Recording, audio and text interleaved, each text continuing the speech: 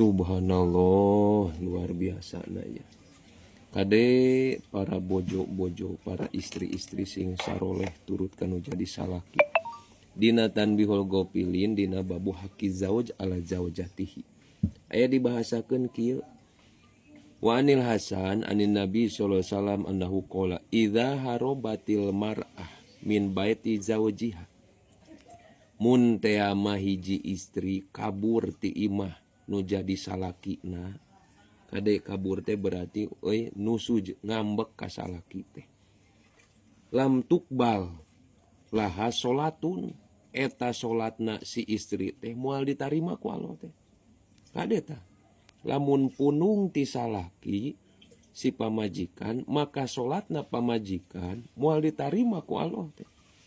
Heuda aing mah tara solat cenah cek pamajikan ada kehed bebel komo deui mun tara solat mah. Cacak nu solat ge ku Allah teh geus teu ditarima kahadeanana. Da solat mah puncak tertinggi tina kahadean sabab di dinya munajat abdu ila robbihi. Komo mun teu solat mah geus moal dibuka rahmat jeung barokah acan ku Allah teh. Hatta tarji'a wa tadoa yada piadihi. Nepi kacan balik mah ka imahna, nepi kacan balik mah ka salakina. Tuluy bersimpu bahasana di dieu nyepeng panangan nu jadi salaki menta hampura ka salaki teh. Can nepi ka kitu mah tuluy bari ngucapkeun watakula si istri teh ngucapkeun mun teh mangambek ka salaki teh. Isna bi ma syita. Mangga abdi ridho ku bade dikumahakeun oge. Bilih teh mah abdi bade dikubur koropes, bilih teh mah bade dicekek, bade diracun, bade dikepret, bade diteungeul mangga abdi ridho. Kumaha abi mah nu penting abi mah kaing ridho kitu cek si pamajikanna teh. Ya Allah ya Rabbana. Kade matagna ulah sok nepi ka nusu ka salaki teh ya. Lagragna pakoh teh wajib dah.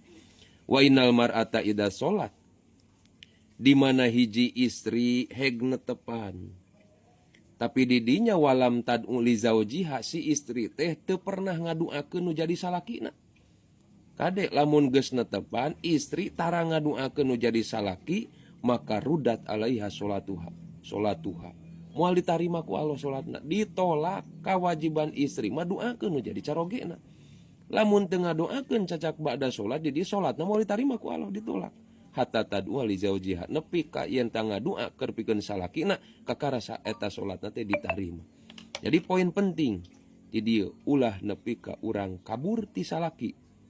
Kadenya para bojo ulah nepi ka urang ayeuna dieu teu pernah ngaduakeun kanu jadi caroge. Mudah-mudahan caroge na sing soleh, bojona sing soleha, turunan soleh sinareng solihah, ageng milik rizki na tur barokah.